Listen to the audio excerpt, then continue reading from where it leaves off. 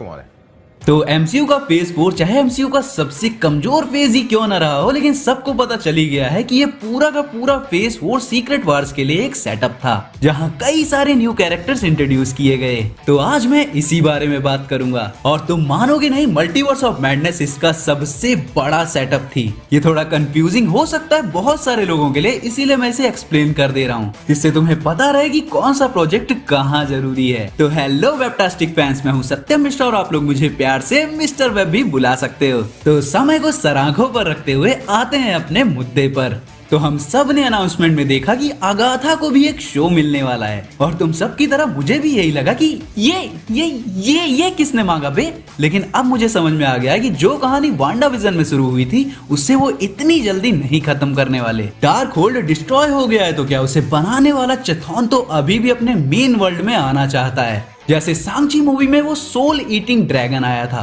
तो मे भी अगाथा का शो फोकस करेगा फियर गॉड चेथॉन को इस वर्ल्ड में लाने में, क्योंकि शो का नाम पहले अगाथा हाउस ऑफ हार्कनेस था, जिसे चेंज करके इन्होंने कोवेन ऑफ केओस कर दिया। तो यहाँ केओस चेथॉन के केओस मैजिक को रिप्रेजेंट कर सकता है, और कोवेन का मतलब होता है विचेस का ग्रुप। मतलब ये सीरीज एमसीयू की सुपरनेचुरल साइड को एक्सप्लोर करेगी। और सुपरनेचुरल से याद आया कि अपना डॉक्टर स्ट्रेंज भी इनकर्जन को स्टार्ट करके डोरमामू की भांजी के साथ डार्क डायमेंशन में निकल गया है। और डार्क डायमेंशन एमसीयू की उन रियलिटीज का अमालगमेशन है जो डोरमामू ने डिस्ट्रॉय कर रखी है। तो डोरमामू खुद अलग अलग रियलिटीज के लिए खतरा है। तो मुझे लगता है कि फेज 6 में एवेंजर्स मूवी से पहले एक डॉक्टर स्ट्रेंज मूवी जरूर आएगी, जहां ये सुपरनेचुरल साइड एक्सप्लोर की जाएगी, क्योंकि उनको एक और साइड प्लॉट तो मिल ही गया है, जो कि है क्री वर्सेस स्क्रल वार, जो हमें दी मार्वल्स में देखने को मिलेगी। तो अब तुम्हें पता है कि वांडा विजन वाली स्टोरी और मिस मार्वल वाली स्टोरी कहां पे जा रही है। बाकी लोकी सीरीज वाली तो सबको पता है कि वो क्वांटमेनिया से कनेक्ट होते हुए पूरे मल्टीवर्स पे इफेक्ट डालते हुए कैंग डायनेस्टी पर खत्म होगी।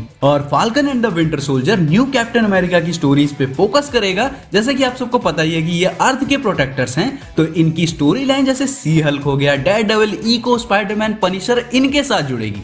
और जो भी ग्राउंड लेवल और स्ट्रीट लेवल बैटल्स होंगे उसमें इन लोग का रोल रहेगा, क्योंकि सीक्रेट वार्स का मतलब ये तो नहीं हुआ ना कि धरती के क्रिमिनल्स चुपचाप बैठ जाएंगे। और अब तुम पूछोगे कि लव एंड थंडर का क्या। तो मून नाइट चाहे ऐसा लगे कि वो डेयरडेविल या स्पाइडरमैन की तरह ग्राउंडेड होगा, हाँ मतलब वो थोड़ा सा ग्राउंडेड तो था ही, लेकिन पर उसमें गॉड्स पे बहुत फोकस किया है। यहाँ तक कि हमें मल्टीवर्स ऑफ मैडनेस में भी लिविंग ट्रिब्यूनल दिखा, लव एंड थंडर में इटर्निटी दिखी, इटर्नल्स में सेलेस्टियल्स दिखे। तो ये सीक्रेट वार्स का मेन फोकस नहीं होंगे, पर ये आने वाले टाइम तक एमसीयू में बड़ा इफेक्ट डालने वाले हैं, जब आगे गैलेक्टस और बियॉन्डर्स जैसे बड़े विलेंस आएंगे। तो हो गया ना सीक्रेट वार्स आने से पहले मल्टीवर्स, अर्थ, ग्राउंड, स्पेस और सुपरनेचुरल सब कवर, वो भी इतनी छोटी सी एक्सप्लेनेशन से। अब इसके छोटे होने का रीजन यही है कि मैंने ऑब्वियस चीजें ही बताई हैं, क्योंकि फेज 4 के बाद अब एमसीयू के लिए थ्योरीज बनाने का मन ही नहीं करता। लेकिन अभी फेज 4 की लास्ट मूवी तो रह ही गई, ब्लैक पैंथर, और इसमें आने वाला है नेमर।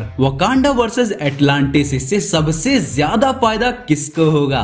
गैस करो, लेटवेरिया का। तो कंफर्म तो नहीं बोल सकता, लेकिन श्योरली डॉक्टर डूम ही इससे रिलेटेड हो सकता है, और वो होगा भी, जो इन सारे इवेंट्स का फायदा उठा के कैंग डायनेस्टी के बाद या तो कैंग को हरा के या फिर उसे अपने साथ मिला के सीक्रेट वार्स का बिग बैड बनेगा। तो एंड गेम के बाद केविन फाइगी ने एक डायलॉग बोला था कि शतरंज के प्यादे सजा दिए गए हैं, अब बस पारी है चाल चलने की। तो प्लान तो क्लियर है एमसीयू का, बस अब मूवीज की क्वालिटी थोड़ी अच्छी कर दें और रन टाइम थोड़ा सा और बढ़ा दें। यहाँ साला 2 घंटे की मूवी में समझ में नहीं आता कि थिएटर जाना क्यों है और इतने सारे पैसे लगाना क्यों है। तो गाइस, ये था आज का वीडियो, जहाँ पे मैंने आपको ये बताया कि फेज 4 में हुआ क्या और ये सब आखिर किस चीज का सेटअप था। तो मैं मिलता हूँ आपसे अगले वीडियो में, तब तक के लिए बी फैंटास्टिक।